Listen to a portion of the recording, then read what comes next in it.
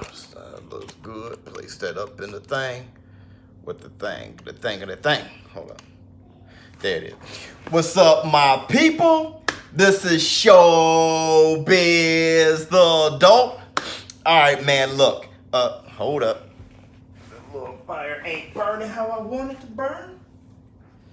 Hold on 1 second.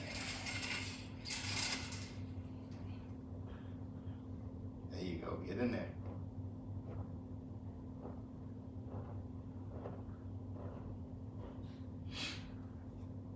Looks the same. Oh, there it is. All right.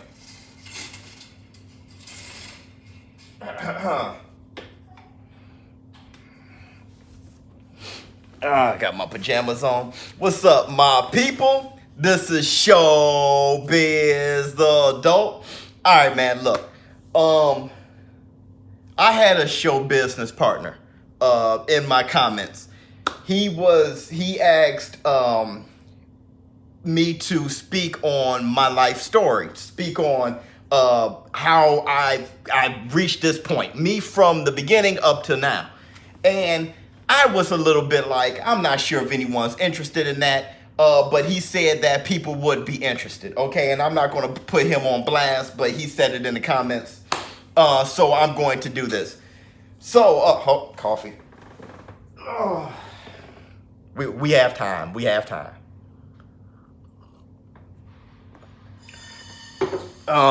So I'm going to start when I was just a twinkle in my grandfather's eye. No, all right. So, how can I start?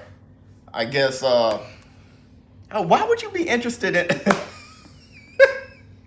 But I'm going to say, but dude, this is very awkward. It's very awkward.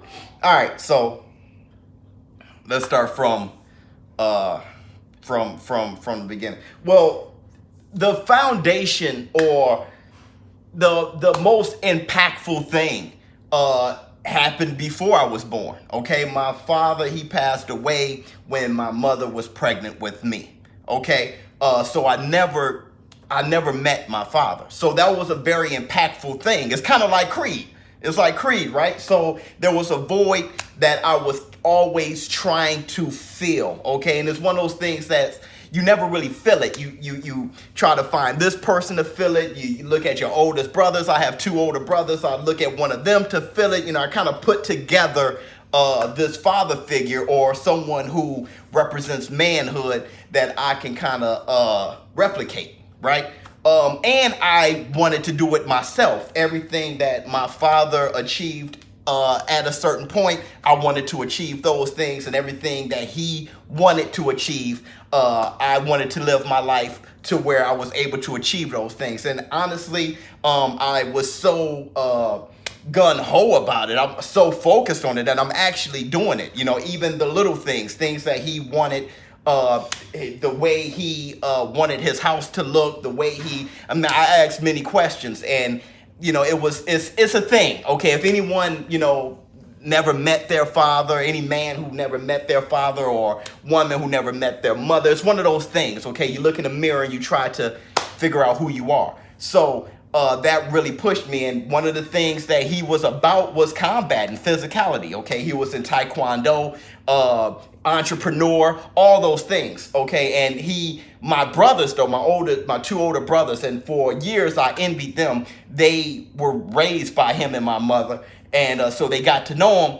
And that was the thing that the mark that he really left on them was endurance and physicality and, you know, stuff like that. And they did that with me. Okay, so I'm talking about, you know, push-ups on my knuckles, on the kitchen floor, things. It was really all about endurance and being physical. And what I learned through that was, once I was confident in my physical power, okay, my conditioning and stuff like that, I became more mentally strong, and they worked on that. If there was an issue, we smiled through it. If there was something that we had to conquer or some goal, it wasn't conquering the goal or being successful there. It was the journey that we appreciated the most. The journey is really what it's all about, because once you accomplish the goal, it's over. You know, I use this analogy all the time when talking to my children and stuff like that. It's just like waiting on a roller coaster. Okay, everyone's excited about the roller coaster, but once you get on there, you realize it was the wait in line where you actually had your most fun, and it was more intimate, and having these stories and the anticipation, it was the wait in line. That's really life. That's everything. So it's the journey that we learn to appreciate. So being headstrong, and then after that, you become spiritually strong. Okay. So it was those lessons that really kind of built me. All right. So I took that on to, I went to school, I went to college, and in college, I got my degree in economics, bachelor's degree. And really, I was studying computer science. Okay, I was studying computer science for like 2 years. All right. And the reason why I changed to economics is because I had to graduate as soon as possible. Why? Because my first wife, we had a daughter together, and that's Busy Baby. So I was young. Okay, I had my first daughter when I was very young. I was still in school. Okay, and that's why she's older now, on her way to college, stuff like that. So, and her and I, her mother and I, my first wife, we are friends to this day because we were best friends back when we were in 8th grade. Okay, it's one of those things, it's one of those fairy tale type of situations where you marry your high school sweetheart, and we first met when we were 10 years old, so though we went our separate ways as far as relationship, we still woven together. We have ShowBizz the kid together and Busy Baby together. Okay, and we're raising them pretty much together. All right, though we're in 2 separate households. So I had to get out as soon as possible. I looked at my credits. So this is how I got my economics degree, my bachelor's degree in economics. I was into computer science. And that kind of transitions to me being, doing this game, this Hard Knock Nights live game, and understanding the way that work is with me having so much experience in computer programming. But I had to get out as soon as possible and start to, help support my new family.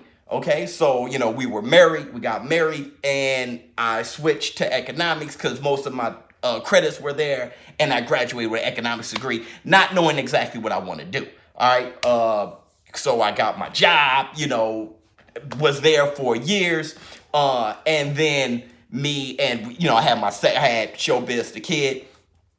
And then me and my first wife, we split. Okay, right after that, I went on to get my MBA in business administration.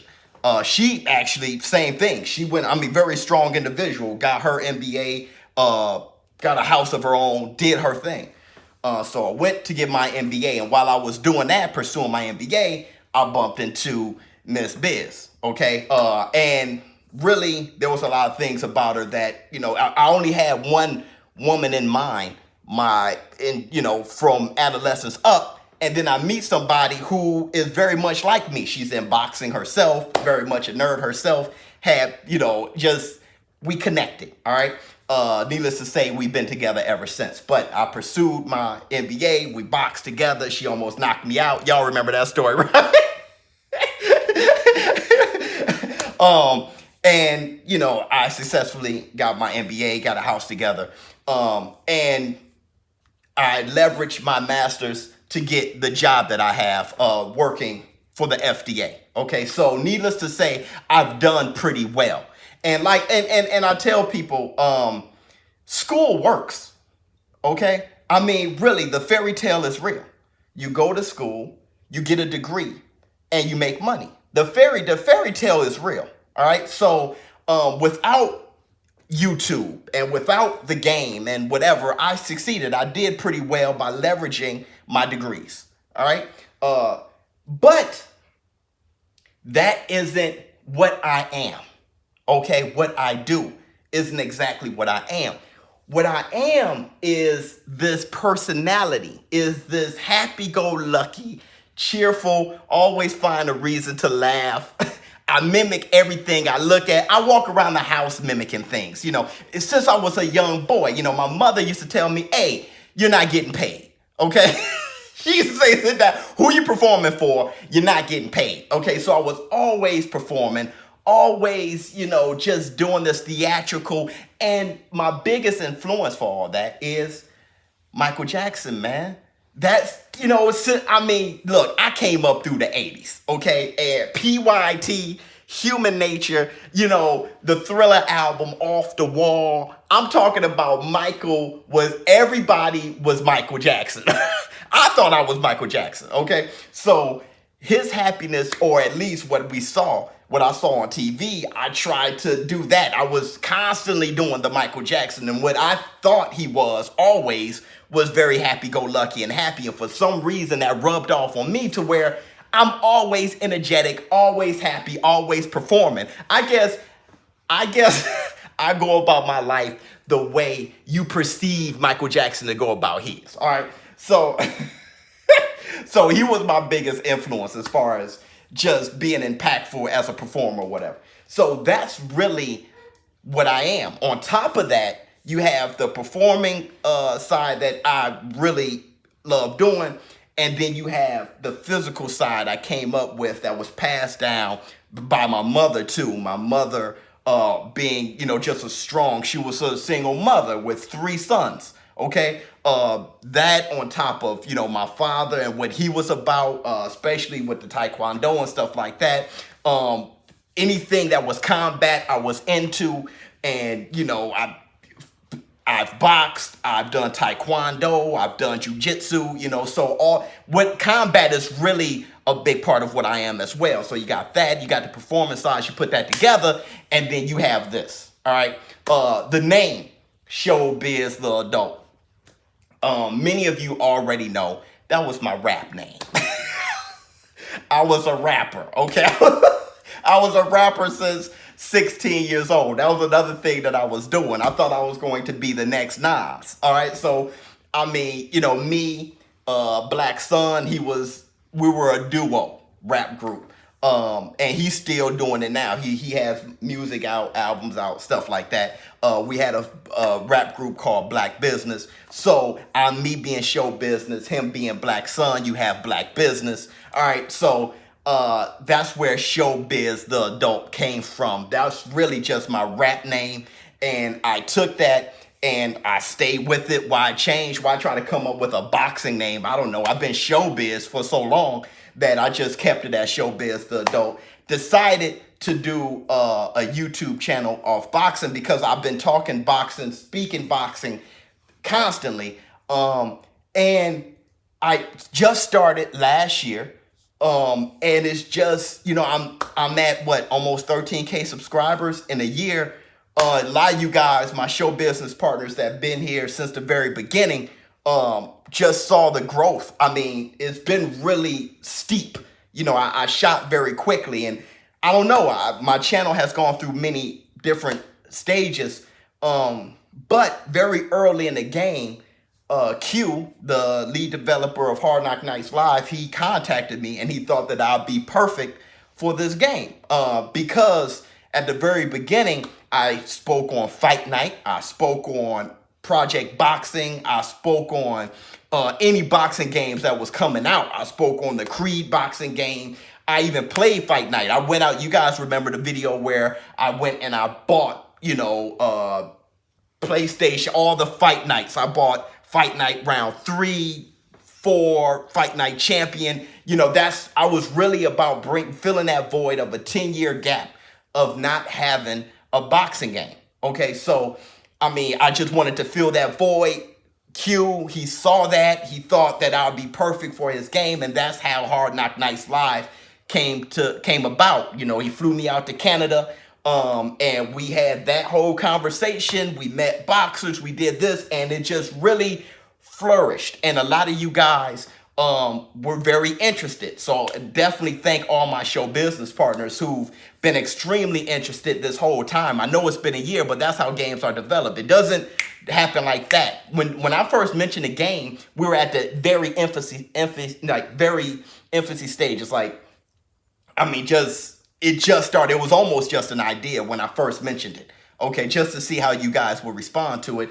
And the response was very positive. Okay, so we really just flourished because of you guys and because of the interest, and we were able to show that interest to a lot of different people, important people. So you guys helped make the game as much as we did. All right. So on top of that, I wanted to speak on everything that was boxing, because my whole approach to boxing was going to be more of an entertainment type of approach, because we know the boxing pugilists and those who love boxing, okay, is going to be interested no matter what. But I wanted to make boxing grow. I was tired of boxing being one of those niche type of sports, you know what I'm saying, novelty type of sports. I wanted it to be a main sport again, like when I grew up and I saw the Olympics on TV. You know, I knew the gold medalist was going to be somebody. Now a lot of people don't know who won the gold, okay? So I wanted it to be what it was, watching Sugar Ray Leonard, Hagler, watching Mike Tyson on CBS. Like I was, you know, it was just this magnificent thing. At least that's what I thought it was, okay? Rocky was out every year and a half, you know, so I wanted to get the casual. All right, so my approach to my channel was from an entertaining point of view. I wanted people to be entertained, drawn by me as an entertainer, and then they find themselves learning about boxing through the course of that. What I didn't know that I'm learning to appreciate now is that even casuals, everybody just loved to hear me talk about boxing. And I got in front of my chimney one day just to discuss something real quick, and it blew up. It blew up. I think I spoke about Manny Pacquiao, and it blew like 100 and something thousand views, where when I was entertaining people and doing all that stuff, I was getting 300 views, 400 views. I sat in front of my chimney and just spoke, and it blew up. So I made sure that I just had these moments of discussion, okay? As far as me not doing the green screen as much as I was doing, or not at all lately, is because the studio is under construction. We have plans on how to roll things out for Hard Knock Nights Live, how to have my videos reach a broader audience, and kind of continue doing what I was doing on bringing on casuals and new fans to the sport. But that's the whole idea of ShowBizz, the channel. That's pretty much my story on how I came to be. I jumped over like huge things, but it's one of those things. It's like, how much do I discuss? I did in a video before talk about me as a fighter and how short-lived that was as a boxer. How I dove into Taekwondo, winning the gold in national. No, it was a state competition it was a state competition, and I won the gold there, all because my father, he practiced Taekwondo, okay? Jiu-jitsu was something that I always wanted to learn, which is why I dove into jiu-jitsu. But my boxing situation was very short. I did some boxing coming straight out of college, and I wanted to do my NBA thing, so I stopped doing that. And Taekwondo I was doing while I was in college, and I just had to fight. I had to do something physical, so I joined jiu-jitsu afterwards until I tore my knee up, which you guys, a lot of my show, I tore my patella tendon when I was out in Canada watching the fight. It was hilarious, hysterical. I was the only person who left the arena on a stretcher, okay? But that's how my fighting experience as far as boxing was actually very short. My passion is just mostly as a fan, okay? And I am a fighter. I got some fighting in me, but most of it is really as a fan. And as far as how I break down and analyze boxing so much is due to practice, okay? One thing when I was younger, and like I said, with my mother, we were very intimate. My father wasn't there. We didn't have the most money. We had very little money, okay? We grew up in very modest, to say the least, environment, all right? So my mother and my brothers, we would discuss everything, and for hours we would talk and discuss everything. And this is where my analytical side comes in. My brother, my oldest brother, he was very big on. He'll ask me a question, I give him an answer, and he'll say, why? Why is that your answer? You know, so he'll ask me something like, who's your favorite fighter? I'll say, Hagler. And, oh, shout out to you, Julius. He's my oldest brother. He'll say, yeah, why is Hagler your favorite? And I'll have to think of why. You know that's your favorite fighter. You should know why that's your favorite fighter. Why? So he really exercised that on me explaining why. So I start looking at things differently. He won the fight. Why? How did he win the fight? What did he do? Did he do something different than the other guy? Why did the other guy lose the fight? What has he done in the past? So it just kind of created that kind of exercise to where that's how I look at all things now. So that's where it's pretty much just practice from having discussions with my very intimate, tight, close family. And that's where the analytical side came in. So now with this channel, like I said, we've been growing extremely fast due to, I guess, my personality, the way I break down things and analyze things, my happiness, thanks to Michael Jackson. Thanks to Michael Jackson. He's still the man. I don't care what anybody say. Yeah. And, you know, and the channel has really been just really growing extremely fast, extremely aggressive. And now I'm looking at different kind of offers to do different things, and I'm picking and choosing. And you're going to hear a lot more of ShowBizz the Adult, man. And I'm taking all my show business partners with me. ShowBizz the Adult. I hope that was a full enough answer, man. Because, you know, it's a very humbling experience. It's a very, like, I don't know, man. It feels weird just to sit there and talk about myself. Because I'm not looking at anybody. I'm looking at me right now. I'm out.